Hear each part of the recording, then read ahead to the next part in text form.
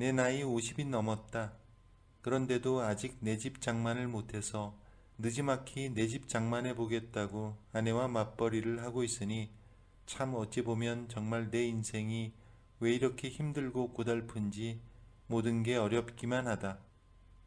아내와는 점점 더 부부 생활이 위태롭기만 하고 아내가 진짜로 정숙이 언니라는 그 여자 집에서 자는 건지 혹은 바람이라도 피우는 건지 난 자세히 알 리가 없지만 이제껏 지켜본 아내로서는 바람을 피울 사람은 못 된다는 것을 나는 안다.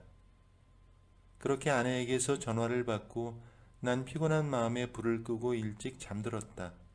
얼마나 잤을까? 깊은 잠에 빠져있던 그때 초인종이 울렸다.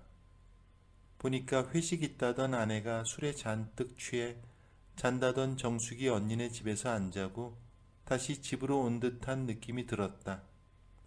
난 졸린 눈을 비비며 현관 쪽으로 걸어갔고 술 마셔서 집 비밀번호도 제대로 못 누르고 들어오는 아내를 위해 현관문을 열었다. 그랬더니 갑자기 아내가 나를 덥석 안는 것이다. 난 당황하여 왜 그러냐고 물으니 아내는 나에게 뜬금없이 정말 보고 싶었다며 이렇게 만나게 되어 정말 기쁘다고 말했다. 난 당황스러운 마음에 이게 뭔가 싶었다. 목소리도 아내가 아닌 것 같고 이 상황 또한 아내와 함께 해봤던 상황은 더더욱 아니었다. 나를 안고 있는 사람이 아내가 아닐 거라는 생각이 들었지만 나도 잠결에 일어났고 비몽사몽이었으며 아내가 맞을 수도 있다는 생각이 들었다. 그런데 나를 안고 있는 아내에게서 나는 이 향기는 아내의 향기가 아니었다. 그래서 맡아보니 다른 여자의 향기가 느껴졌다. 난 순간 기분이 이상해졌다. 나를 안고 있던 여자를 살짝 밀쳐서 얼굴을 확인해보고 경악을 하고 말았는데 나를 안고 있던 건 아내가 아닌 생판 모르는 아줌마였던 것이다. 난 그 아줌마에게 대체 누구신데 그러냐며 당황해하고 있으니까 그 아줌마가 하는 말이 누가 돌석이 아니랄까봐 참 힘 좋게 생겼다고 말을 하는 것이다. 그래서 난 그게 무슨 소리냐고 하니 나보고 닉네임이 돌석이 아니냐며 이상한 말을 했다. 그러면서 그녀는 잠시 우리 집을 둘러보더니 돌석이 자기 이렇게 사는 거였냐며 한 번쯤 자기네 집에 오고 싶었다고 말을 하는데 난 하도 어이가 없어서 대체 누구신데 그러시냐고 물으니 그 아줌마는 누구긴 누구냐며 돌석이 네가 그렇게 좋아하는 한미녀 아니냐고 말했다. 그래서 난 대체 한미녀가 누구냐며 난 그런 사람 모른다고 하니까 거짓말도 잘한다며 채팅할 때도 곧잘 자기를 약올리더니 또 시작이라면서 갑자기 내 볼을 꼬집는 것이다. 이 아줌마 얼굴을 보니 나이가 한 50대 중반쯤으로 보이고 그리고 옷 입은 것도 그렇고 화장한 것도 그렇고 좀 놀 줄 아는 아줌마 같이 보였다. 그리고 대충 얘기를 들어보니 이 아줌마는 채팅을 한 상대와 만나기로 한 것 같았다. 그래서 나는 이 아줌마에게 난 그 채팅 상대가 아니고 돌석이도 아니며 집을 잘못 찾아온 것 같다고 말하니까 아줌마는 나에게 대체 몇 년째 그렇게 숨어 있을 거냐며 오늘만큼은 나보고 놀러 오라며 집 주소도 알려주지 않았냐고 말을 했다. 그래서 이렇게 늦은 시간임에도 불구하고 찾아온 건데 자꾸 아니라고 장난치면 자기 정말 화낼 거라고 하는데 난 너무 어이가 없었다. 그러면서 나에게 냉장고가 어디냐고 묻는다. 그리고는 이내 냉장고가 있는 쪽을 찾더니 그렇지 않아도 호래비로 사는 네가 안쓰러워서 집에 있는 반찬이며 갖가지 음식들을 바리바리 싸왔다고 하는데 아줌마에게 난 호래비가 아니라고 말해도 이 아줌마에게는 내 말이 절대로 통하지 않았다. 냉장고에 싸온 음식을 억지로 쑤셔 넣고는 다시 나를 요리조리 쳐다보며 참 생각보다 잘생겼다면서 아니 왜 이 나이 이때껏 혼자 사냐고 하길래 난 다시 한번 아줌마에게 착각하신 것 같은데 난 돌석이도 아니고 기혼자이며 유부남이라고 말하니까 자꾸 나에게 또 채팅에서처럼 장난친다고 뭐라 그런다. 이 아줌마의 행동을 보니 정말 나를 돌석이로 철석같이 믿고 있는 듯 보였다. 아줌마는 갑자기 덥다며 맥주 없냐고 하길래 난 나도 모르게 냉장고 안에 맥주가 있다고 하자 아줌마가 갑자기 맥주 한 캔을 꺼내서 벌컥벌컥 마셔버린다. 그리곤 이내 나를 한번 쳐다보고는 나에게 갑작스럽게 다가온다. 그 순간 난 어찌할 바를 몰랐다. 그렇게 난 의도치 않게 아내가 없는 사이 우리 집에서 모르는 아줌마와 시간을 보내게 된 것이다. 근데 솔직히 이게 무슨 상황이고 저 아줌마는 대체 누구길래 저러는 건지 당황스럽고 귀찮아서 저 아줌마를 빨리 보내고 싶었지만 결국 일이 이렇게 되었고 난 이 아줌마랑 더 있고 싶어졌다. 어차피 아내도 회식 때문에 아는 언니 집에서 자고 온다는 마당에 나 혼자밖에 없는 이 시간이 마냥 좋아지게 되었다. 그리고 아내랑도 권태기에 접어드니 뭐 이렇게 다른 사람과 시간을 보내는 것도 나쁘지 않다는 생각도 했다. 이 아줌마는 자꾸 나에게 돌석이라고 부른다. 이왕 이렇게 된 거 난 돌석이가 되기로 했고 그렇게 그 아줌마와 맥주를 마시며 이런저런 얘기를 했다. 보니까 채팅에서 돌석이라는 이름을 쓰는 그 남자와 이 아줌마는 꽤 오랜 시간 서로 함께 채팅을 한 것 같았다.